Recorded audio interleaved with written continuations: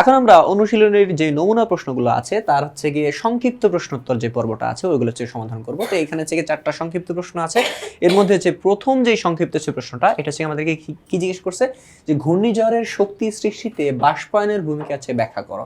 হ্যাঁ, বাষ্পায়ন হচ্ছে কারণে হচ্ছে গিয়ে খুব তীব্র মাত্রা যদি হচ্ছে গিয়ে বা খুব বেশি মাত্রা যদি হচ্ছে বাষ্পায়ন হয়ে যায় তখন হচ্ছে গিয়ে কি হয়, নিম্নচাপের সৃষ্টি হয় বা হচ্ছে ঘূর্ণিঝড়ের সৃষ্টি হয়। হচ্ছে কি দেখি এখানে, তো যে প্রক্রিয়া কোনো তরল পদার্থ তার স্ফুটনাঙ্কের নিচের যে কোনো তাপমাত্রায় কেবলমাত্র উপরিভাগ থেকে ধীরে ধীরে বাষ্পে পরিণত হয় তাকে বাষ্পায়ন বলে। তো ঘূর্ণিঝড়ের ক্ষেত্রে বাষ্পায়ন এই শক্তির মূল উৎস হিসেবে কাজ করে। সমুদ্রের তাপমাত্রা বৃদ্ধি পেয়ে যখন পানির বাষ্পায়ন ঘটে তখন তা প্রচুর পরিমাণে বাষ্পীভবন সুপ্ততাপ গ্রহণ করে জলীয় বাষ্পের মধ্যে সঞ্চিত রাখে। এই বাষ্প যখন উপরে উঠে ঘনীভূত হয়ে মেঘে পরিণত হয় তখন সেই সঞ্চিত সুপ্ততাপ বায়ুমণ্ডল ছেড়ে দেয়।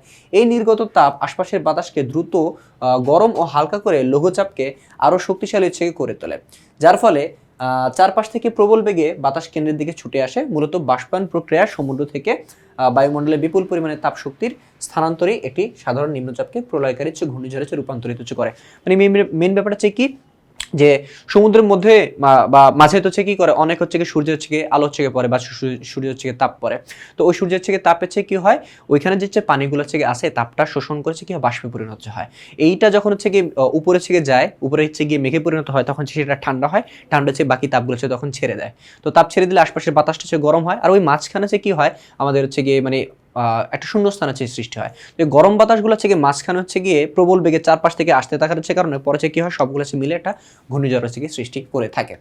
এরপর হচ্ছে আমাদেরকে কি জিজ্ঞেস করছে যে তাপ ও তাপমাত্রার মধ্যে দুটি পার্থক্য হচ্ছে কি লেখো। তাপ এবং তাপমাত্রার মধ্যে মাত্র হচ্ছে দুইটা পার্থক্য। তো তাপ কি, তাপ হচ্ছে কি এক প্রকার শক্তি যা ঠান্ডা বা গরমের অনুভূতি জায়গায়। আর তাপমাত্রা কি, তাপমাত্রা হলো কোনো বস্তুর তাপীয় অবস্থা যা অন্য বস্তুর তাপীয় সংস্পর্শে আনলে তাপ গ্রহণ করবে নাকি বর্জন করবে তা নির্ধারণ করে। মানে তাপ হচ্ছে কি একটা শক্তি আর তাপমাত্রা হচ্ছে কি একটা অবস্থা। ওকে, নেক্সট হচ্ছে কি তাপ পরিমাপের একক হচ্ছে কি জুল আর তাপমাত্রা পরিমাপের একক হচ্ছে কি কেলভিন, সেলসিয়াস বা ফারেনহাইট ইত্যাদি ইত্যাদি। তো এই দুটো হচ্ছে হয়ে গেছে। এখন হচ্ছে আমরা তৃতীয় কোশ্চেনের দিকে হচ্ছে আগাই। তো এখানে তৃতীয় কোশ্চেন হচ্ছে আমাদেরকে কি বলছে যে পানির ত্রৈধবিন্দুর তাপমাত্রা 273.16 কেলভিন বলতে কি বোঝায়। দেখো, একটা নির্দিষ্ট চাপে যেই তাপমাত্রায় বিশুদ্ধ পানি তার 3টি ভৌত অবস্থায় একসাথে আর কি থাকতে পারে সেটাকে হচ্ছে পানির ত্রৈধবিন্দু হিসেবে বলে। এবং সেই 3টা অবস্থা কি, কঠিন, তরল এবং হচ্ছে গিয়ে বায়বীয়, অর্থাৎ বরফ, পানি এবং হচ্ছে গিয়ে বাষ্প হিসেবে যে সাম্যাবস্থা অবস্থান করে সেই তাপমাত্রা হচ্ছে আমরা পানির ত্রৈধবিন্দু হিসেবে বলে থাকি। আর এই ত্রৈধবিন্দুর তাপমাত্রা কত, 273.16 এক অংশকে 1 কেলভিন বলা হয়। তো পানির ত্রৈধবিন্দুর তাপমাত্রা 273.16 কেলভিন বলতে বোঝায় এই নির্দিষ্ট তাপমাত্রায় একটি বদ্ধ পাত্রে বরফ, পানি এবং জলীয় বাষ্প একত্রে সহাবস্থান করে এবং তাপীয় সাম্যাবস্থা বজায় থাকার কারণে কোনো অবস্থার পরিমাণই পরিবর্তিত হয় না।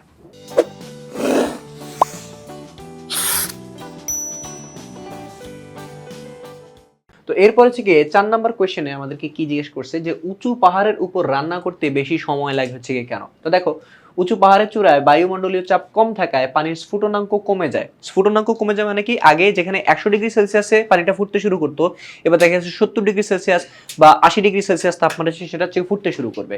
এতে করেছে কি হয় যে খাবার রান্না করতে বেশি সময় লাগে। কেন হচ্ছে বেশি সময় লাগবে, যেহেতু হচ্ছে গিয়ে কম তাপমাত্রায় বাষ্প হচ্ছে কি হয়ে যায়, তার মানে হচ্ছে কি ওখানে তাপটা কম আছে। তো এই কম তাপে হচ্ছে গিয়ে আমাদের খাবারটা হচ্ছে গিয়ে সিদ্ধ হয় না, পানি ফুটতে থাকে বাট হচ্ছে গিয়ে ওখানে তাপটা কম। কারণ কি, কারণ হচ্ছে গিয়ে ওইখানে কম তাপমাত্রা হচ্ছে গিয়ে পানিটা ফুটতেছে, অর্থাৎ তাপমাত্রা কম মানে হচ্ছে গিয়ে তাপ কম, অর্থাৎ তাপ কম হচ্ছে গিয়ে যার কারণে হচ্ছে গিয়ে আমাদের খাবারটাও সিদ্ধ হতে সময়টা বেশি লাগে। তো এই জন্য হচ্ছে গিয়ে কি হয় যে পাহাড়ের চূড়ায় বা উপরে আমাদের হচ্ছে গিয়ে রান্না করতে বেশি সময় লাগে।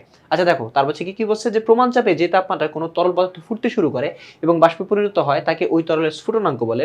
তো স্ফুটনাঙ্ক বায়ুমণ্ডলীয় চাপের উপর সরাসরি নির্ভরশীল, অর্থাৎ চাপ কমলে স্ফুটনাঙ্ক কমে এবং চাপ বাড়লে স্ফুটনাঙ্ক বাড়ে।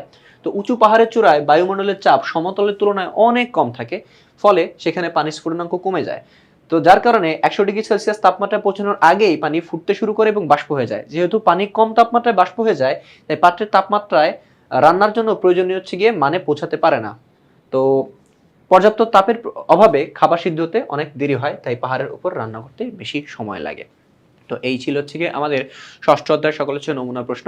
আমরা আজকে এই পর্যন্ত হচ্ছে গিয়ে সবকিছু হচ্ছে গিয়ে পড়ে ফেললাম। পরবর্তী হচ্ছে গিয়ে কোনো হচ্ছে গিয়ে পর্বে আমরা অন্য চ্যাপ্টারের যে সকল প্রশ্নগুলো আছে সেগুলো নিয়ে তোমাদের সামনে হাজির হব। তো সবাই ভালো থাকো, আল্লাহ হাফেজ।